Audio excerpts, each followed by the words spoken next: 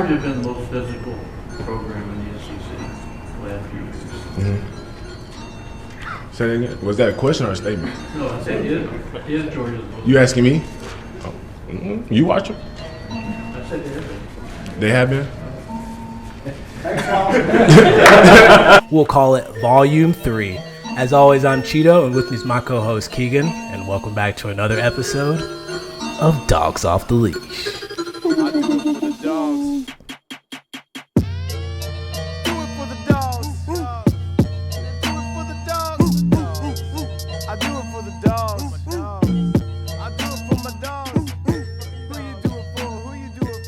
You know, most people think of like a boxing type of situation. You know, you get 2 rounds, split decisions, and you have that big third one. Movies, there are several, but you know, it's harder to get a good sequel and trilogy than the original. And right now, Georgia's up 2-0 on Texas. So can they make this third one interesting? Especially coming to Athens, Georgia, where we haven't seen this matchup here in Athens. So I know fans that'll be in attendance and fans that'll be watching are equally excited. Well, we got new faces, but some things remain the same, and that being that the playoff implications are high. These teams are both ranked in the top 10, and Georgia has to finally face Arch Manning in a starting role. So, because he was just such a big name and had the last name and etc. So, it's all kind of led to this moment. Meanwhile, it's actually Gunner Stockton who's had more of the Arch Manning type season that we would have expected from him, that he was so hyped up to have. They were trying to give him the Heisman before the season even started. And as good of a prospect and a player we both think Arch Manning can be, like you said in your article, the Gatorade Player of the Year, Gunner Stockton, is actually completely dismissed in the same breath while they say, oh yeah, we respect Georgia football and the high school sports of Georgia also. And somehow the Player of the Year gets snubbed in this prospect logic, because that's basically what it is, because neither Gunner nor Arch had really taken consecutive enough starts to really give these type of analysis, this type of praise. Alas, I think it's going to be a pretty close matchup. It's kind of, I don't know. I'm looking at all the score predictions. I'm looking at all the conversations going on, and I will give Texas this. Defensively, they have been a really good team. They are coming off a bye week, so this is going to give them a lot of opportunity to really prepare for Georgia. They have the advantage as far as maybe the chip on the shoulder. They lost to this team twice last year at home and in the SEC championship. But when we're looking at these two teams on paper, I'm having a hard time putting Texas in a favorable position if I just look at who Texas is in 2025 versus who they were in 2024 and who Georgia is in 2025 versus 2024. So simply put, I feel like Texas was the better team last year and Georgia was a worse team last year if the trajectory keeps going, right? Nothing against Carson Beck, but we had a lot more turnovers. We're seeing him do the same things at Miami. Defensively, we've probably taken a step back. Offensively, Mike Bobo has this thing absolutely humming, right? Not only are we not dropping passes, our run game has probably doubled in its effectiveness. So to try to convince me that Texas is going to come to Athens where Georgia is a better team with them being a weaker team than last year, I just really don't see it. And their strength is stopping the run. They lead the SEC in run defense. And we're going to talk about Anthony Hill Jr., the inside linebacker, who is super dynamic. We're going to talk about Colin Simmons, probably the most dominant edge rusher in the game right now. He has been super disruptive. But our offensive line is the healthiest it's been. And our offensive line is mauling people. So even if Texas does stagnate our run game just a little bit, I mean, maybe you hold us to 120. You know, maybe that's a good day because we're doing about 200 a pop right now. Just put 300 up on Mississippi State. And then on the other side, Texas's weakness against Georgia, even last year, is they can't run the ball. And that puts a big onus on the quarterback. Last year, Ewers didn't do a great job.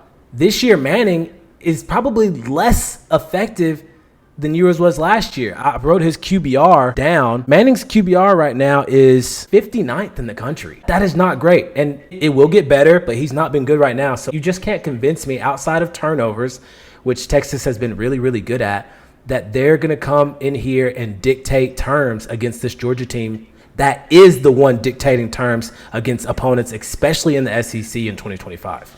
Yeah, I guess their most impressive win was that win against Oklahoma, but was that the game that Mateer was out? And that was the game that Mateer was out, and that was at home, right? So great win on paper, but you need the context to understand that, right? Go look at their game against Kentucky. They needed overtime at Kroger Field. We know what that's like here, right? We're not going to poo them for that, but at the same time, like, that's not a crazy win. Mississippi State, that was a high-scoring game. They won that one in OT as well. We just played Mississippi State and had probably one of our better games this season. So I'm not taking anything away from them, but let's just be real about who Texas is. They have not lived up to their own expectations. I don't think I'm saying anything crazy. And then they're worse on the road than they are at home, which also favors Georgia. So that's kind of where I'm at. But you mentioned how Gunner had all these accolades and didn't get any love. Manning comes in with the name and got everything. It's been a kind of opposite sides on the spectrum with the quarterbacks. Gunner's been one of the most efficient. His QBR is third. Manning has 3 times as many interceptions. Is he going to be able to withstand a lot of coverage pressure if Georgia can get it? Now, we haven't been able to. Texas is the team that's doing the sacks on their side, and we've been doing a good job of allowing few sacks. I think we're tied in the conference for second for 11 allowed. But can Georgia actually get some pass rush? And we saw Arch Manning have to deal with that last year. There's still the meme where he's like the deer in the headlights and he's like seeing ghosts because we got after him.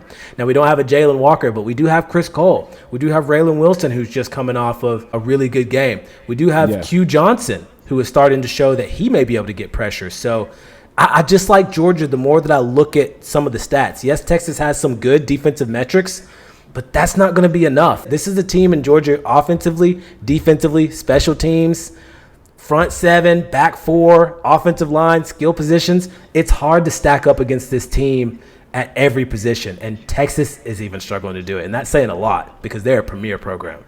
Yeah, I think this defense for Texas is kind of their anchor. And you mentioned how they're the best run defense in the SEC. They're also only allowing 16.4 versus our 19.8 that we're allowing per game. So this defense is talented, but the pass defense has been porous. They got zones soft as butter left out for 4 hours on the countertop. It is not a good look for Texas, but that front 7 is dangerous, and they've been able to stifle pretty much anyone and everyone.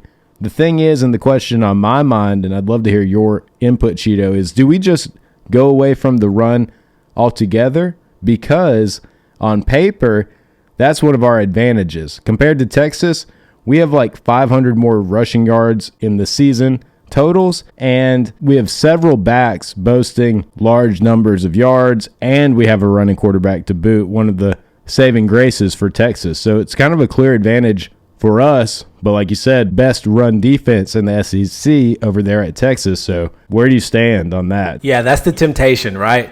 Texas leads in rush yards allowed, but they are absolutely last in the SEC in passing defense. But in a game like this in the SEC, you don't have to look far. Go back and watch the last 2 games versus Texas for Georgia. This is going to be a line of scrimmage game. Now, do you have an opportunity to exploit them with the passing game?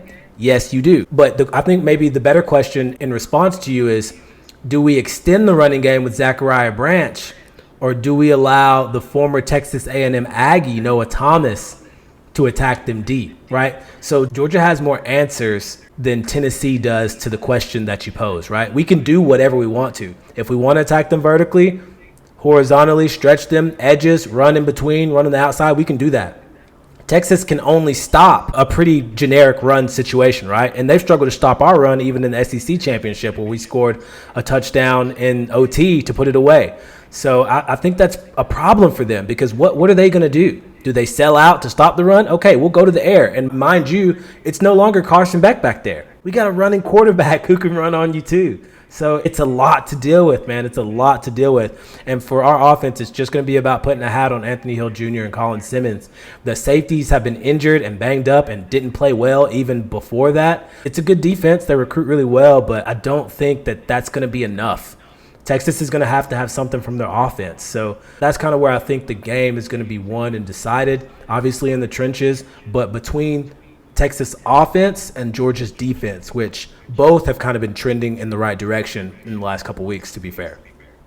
Yeah, and it's kind of a plot twist, right? If we can just pass the ball on our terms, then we're controlling this whole thing. Whereas before, you would have thought the Arch Manning, high-powered Texas offense would have been the team to kind of do that. So we don't need to abandon the run by any means, and we definitely don't need to just jump to the conclusion that, oh, Texas doesn't have a great passing defense. I guess that means we need Gunner Stockton to throw it 45 times. Like, the reason this team is better, like you're talking about this year, is because we got away from being so Carson Beck dependent.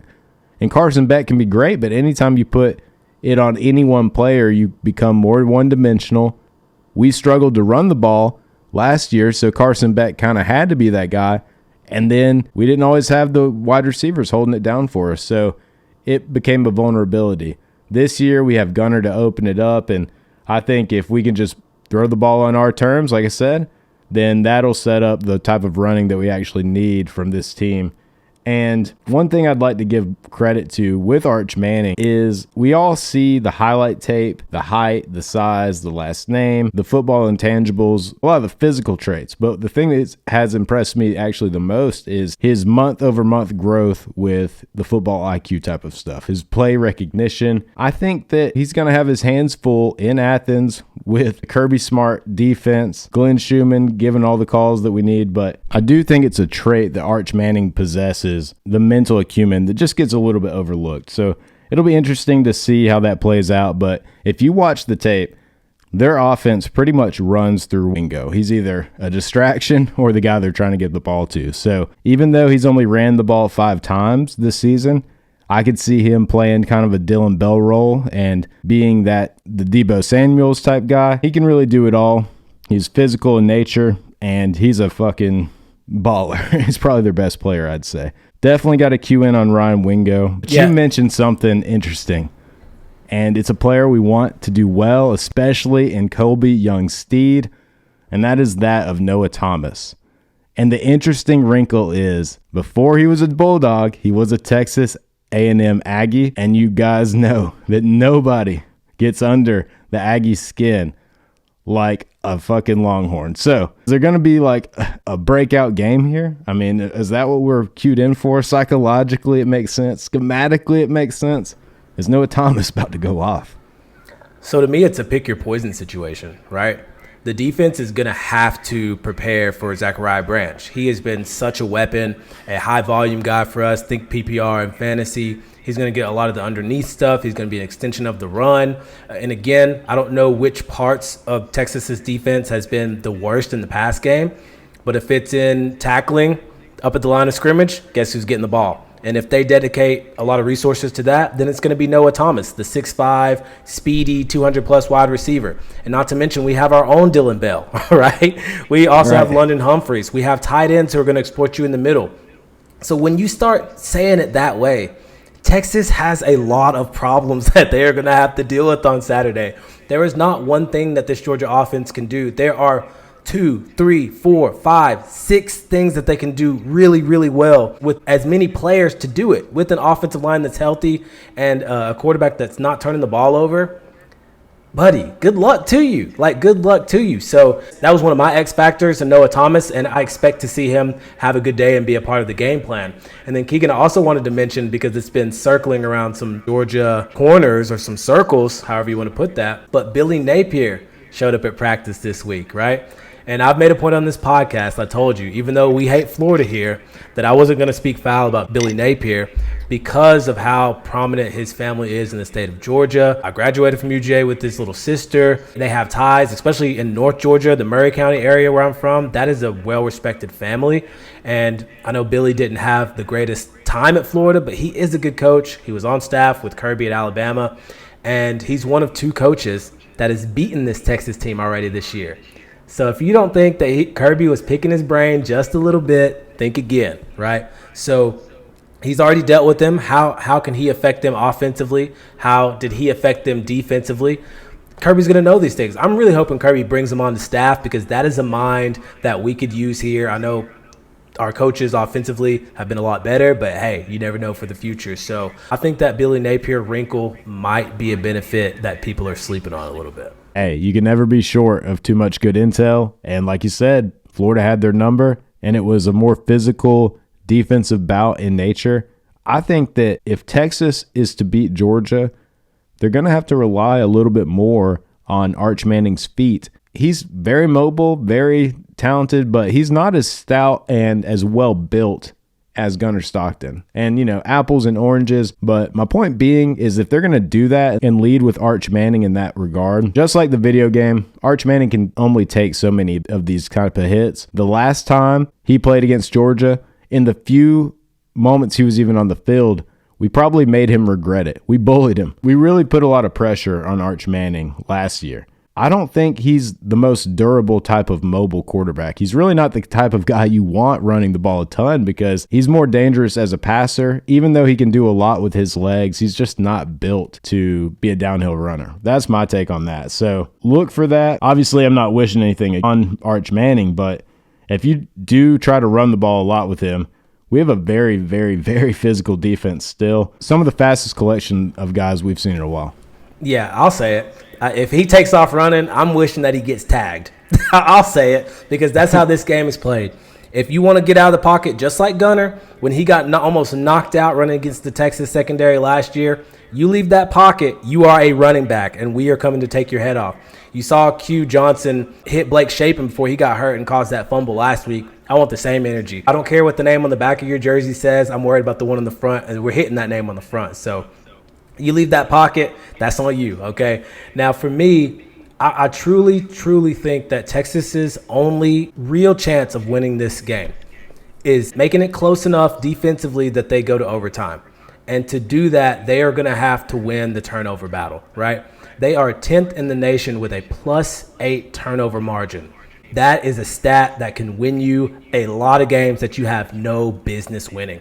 And to compare, Georgia has a -2 margin, which is 88th in the country. So if they beat us in turnover margin, 1, we may get away with. 2, we're going to be in trouble because in this game, points are going to come at a premium, right? You said that Texas allows 16.4 points per game, which is almost top 10 in the country. We're going to have to score every opportunity that we get, and the same is going to go for them as we're only allowing right under 20 points per game. So this is going to decide playoff seeding for Georgia, and if Texas has a shot, they still have to play us and Texas A&M. They may be the only team that has 3 losses that may be considered, granted how those losses look. But for us, we're trying to knock Texas out of the conversation completely, and we're trying to keep our position where we're at to host a home game in the first round of the playoffs. So for Georgia, this is huge. It's a night game. I'm not sure if they're doing a redout or a blackout or whatever it is, but I want Sanford Stadium absolutely rocking, and I want to beat Texas again. Keep welcoming them to the SEC, and let's go 3-0 on these guys because they are not ready for the physicality that Georgia is going to bring in Athens. This defense has an obvious speed advantage, so if we can just have those infusions with our athletic linebackers, I think that is going to really keep Arch Manning uncomfortable. We saw it during the Midnight Miracle with Ohio State. They had a lot of success using that deep over route to attack us, where one of the few blind spots that we have in our defense, whether it's zone or man, it's hard to cover. Sarkisian's well aware of it. He's tried it several times, so he is going to do that. Some other things I want you guys to look out for is, yes, Ryan Wingo is going to be a factor. He's going to be more so a factor because they don't have their tight end that killed a lot of defenses last year in Gunner Helm. He is now off to the NFL. This offensive line has lost a lot of players to the NFL. We are going to be able to get at Arch Manning. We're going to have opportunities to do it, and we need to take advantage. So it's going to be a chess match. I'm just hanging my hat on. This Georgia team looks like a better version of what we saw last year. I mean, very much so on the offensive side. Texas looks less so, and that's not going to be enough. I think those two working pieces is what Georgia is going to hang its hat on, and ultimately I just think that we outlast them. I don't foresee it going to overtime. It will be close, but I don't know how close. Keegan, I'm ready to give score predictions. So with everything that we broke down so far, if this was a neutral site, I think Texas with a couple turnovers would really have an opportunity. Maybe Arch Manning has a career day.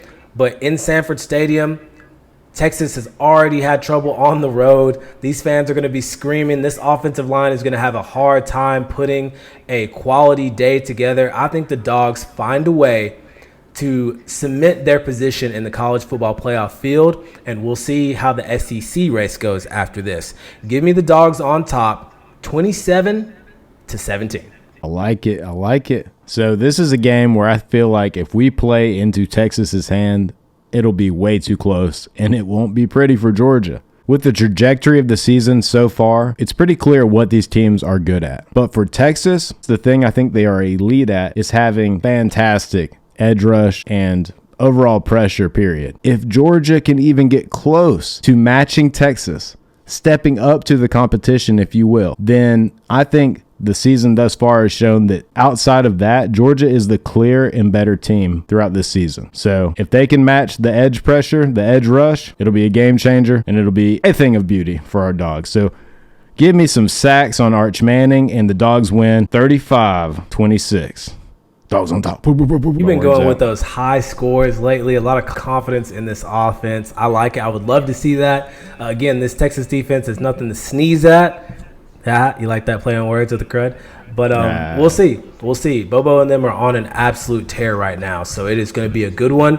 That I do not doubt. So let's go ahead and hop into the pick six for the week. There are several games that are going to have a big impact on the top 12 and the college football playoff seeding overall. Let's go ahead and kick it off with the Big Daddy. Why not? Why not? We have Oklahoma traveling to Alabama. Let's see where everybody's ranked. Alabama, 11. number 4, will be hosting number 11, Oklahoma, 7-2. Alabama's 8-1. John Mateer will be present. Keegan, how are you feeling about this game? Can Oklahoma pull the upset on the road? If it's on the trend, then Oklahoma's trending up. Alabama's not really trended down, but they're kind of just holding steady. And they have their deficiencies on offense. Only scoring 20 points last week. They kind of struggled. So, golly. I think Oklahoma has a really good chance to win this one. I'm going to go with Oklahoma. Every time I call it against the Tide, it seems to go their way. But, yeah, give me Oklahoma in this one, bro. Who you got? Yeah, I'm going Oklahoma as well. They still have the confidence of beating this team last year. Alabama's good, but I also think this benefits Alabama because if they can go ahead and get this loss, maybe their strategy is to not play in the SEC championship game as well. Now, we will not jump Alabama if they lose because they have their game over us, but maybe this helps somebody else squeeze in. Or maybe not. I don't know. But I think Oklahoma's defense is right there at the top as far as the best in the country. And John Mateer really changes the mask for this offense. He's a running quarterback who can be very dynamic for them, throw down the field as well. I think this Oklahoma team is very for real. And their lack up to this point in the season was only when Mateer was out. Give me Oklahoma in the upset. Mateer, I had him as a Heisman favorite at one point, so totally agree with that. Now, number 21 Iowa came up a little short against Oregon last week, but they can redeem themselves this week if they can win on the road at number 17 USC. Chito, who do you got in that one? Clashing styles. Yeah, Iowa, man, lost a tough one. But some clashing styles. They're more of the cornbread fed, put it on the ground, good defense, low scoring. USC and Lincoln Riley want to be high flying. I think Iowa I'm going to give it to them. I just think I trust that style of play as the season kind of gets later. And USC, I don't think that their defense is going to be able to stop a ground and pound like that. And I think Bear Alexander, if I'm not mistaken, is out for the year over there too. Man, what a career he could have had if he would have stayed at Georgia.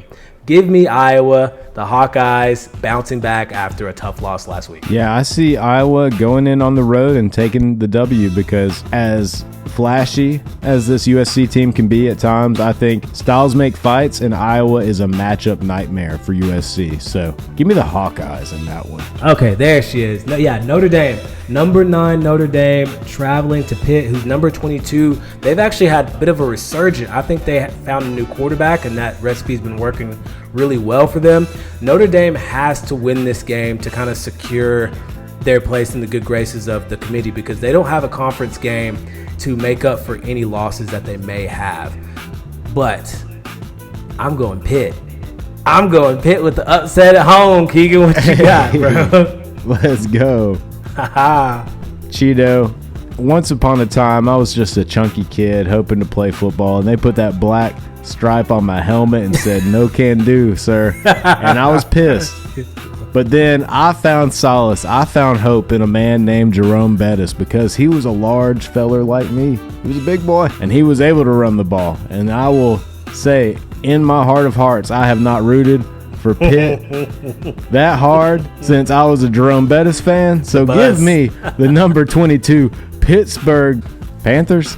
I like Tigers. it. Panther style. Yeah. I'm going the same. I just feel like it's destiny, right? The logic in a world where Notre Dame can get ranked higher because they had a good loss to Miami, and then Miami's ranked lower than them even though they beat Notre Dame. I just don't understand how we can get to these conclusions. But conspiracy theorists have thoughts. Yeah, I'm rooting against Notre Dame as well. And we'll keep it in the same conference, even though Notre Dame's not in a conference, ACC related. Virginia, number 19 ranked, headed to Duke. Now, Duke's already had an upset this year, and I think that they may be able to pull up the magic again at home. Give me Duke to shake up the ACC, taking down Virginia this weekend. Keegan, what say you? Ooh. Virginia, Duke. Oh. Dude, I don't know. I think Virginia's going to keep on keeping on. They've been doing some things right here of late, and I think they will win on the road at Duke. Now, I got a game right here. I'm curious what you think. Unranked Florida travels to number 7 Ole Miss.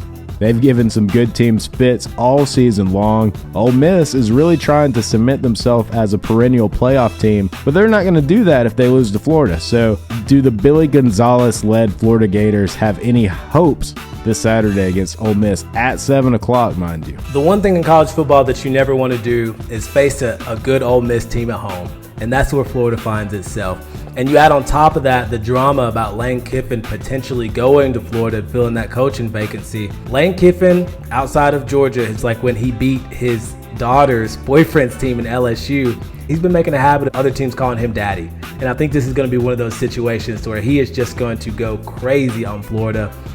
Florida they're about to get their spirit broken. They've been trying to hang on to this tough schedule. You hate it for the Florida fans, not really, but here we are.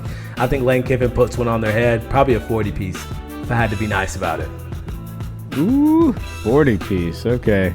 Indiana is flying high. They've had a historically great season. Anyone who's watched them can tell they're a well-coached team. But if there is a little bit of grind in their season, it's when they go to play Penn State and then they host Wisconsin at noon. Wisconsin just had a big win at home against a top-ranked Washington team. So they're riding high. Chito, are they going to come in to Bloomington, Indiana and steal the Hoosiers' thunder with the first loss of the season? Or nope. I think that opportunity just happened and they got away with it just last week by that toe tap touchdown catch. I don't think Wisconsin sitting at 3-6 on the road poses a threat. If it was at Wisconsin, maybe they could work some magic.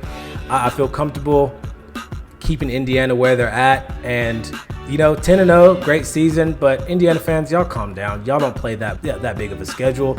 Penn State was so bad they fired their coach. You should have won that game by 2 scores. So we'll see. Congrats. Hats off. We'll see you if the playoff run allows it. And we'll see who the best team is in the country. Because this conference nonsense about to stop real quick. Yeah, and last year, Indiana had a great team, so it wouldn't have been off the wall to say they were having a great team this year, but they're looking at a 12-0 season. So hats off, my applause to Indiana. You will play a team in the SEC, so get ready. We shall see how you fare, but I do like a lot of what Cignetti is doing, and I really respect the growth of Indiana's program. And anyone can do it in this new modern era. Yeah, it's up for grabs. It's a week-to-week thing. One of the people on the committee was on Paul Feinbaum and said what we've been saying on this podcast for a little while. The college football now is like the NFL. You got to come every week. Every matchup matters. Styles make fights, turnovers, line of scrimmage, special teams. That's what's going to matter. And thankfully for Georgia fans, we have a coach who emphasizes all of this stuff each and every week, which is why we have confidence going into a game like Texas, but we're going to have to see it played out on the field, Keeks. Hey, well, I think the Dogs will be ready, and a night game to boot, so I expect Sanford Stadium to be loud, to be raucous. I think this Texas team is not good enough to neutralize that advantage, but they do have some advantages, so look for a highly entertaining game. Like, we don't have enough of those this season. Yeah, I think it'll be back to the cardiac dog situations, and yeah, all respect to Texas. They are a premier team. I think what really irks Georgia fans is that they came into this conference thinking that they were the darlings or the belle of the ball without having earned their way there. Alabama fans can say what they want to. They've earned that much, right? Some other programs. Texas is not that yet, and they have yet to go through us. So we're going to see, Texas. You get your opportunity, you get a swing, do what you can. Yeah, dude, and I think we built those sentiments earnestly because we just spent a decade in the BCS where Texas was always in the conversation. They had their ride to glory. They had that Vince Young national championship. Georgia was on the outside looking in. And then what happened? Bevo bucked at UGA, and then they actually beat us when we felt a little depleted, banged up, worn out through the season. They were riding high on that victory. So Georgia fans have a right to have a bad taste in their mouth when it comes to Texas. I think as it stands now, the series history is Texas 4 wins to Georgia's 3. So this will be an opportunity for Georgia to tie it. And then in the future, you know, hopefully get some more good games and we can take the lead. So looking forward to it. It's going to be absolutely rocking. Can't wait to tap in with you, Keegan. This is going to be a monumental game, which is going to have a lot of impact in both the college football playoff seeding and the SEC at large. Go Dogs. Go Dogs. And as always, guys, you make sure that you tap in with us wherever you get your podcasts, whether that is Spotify or Apple Podcasts. Keegan, always appreciate you. Dog Nation, get ready. This one's gonna get your heartbeat going up just a little bit. And as always, guys, you know what it is. Off the leash. Off the leash. I wanted you to know I was ready to slow heartbeat. Heartbeat. I do it for the dogs.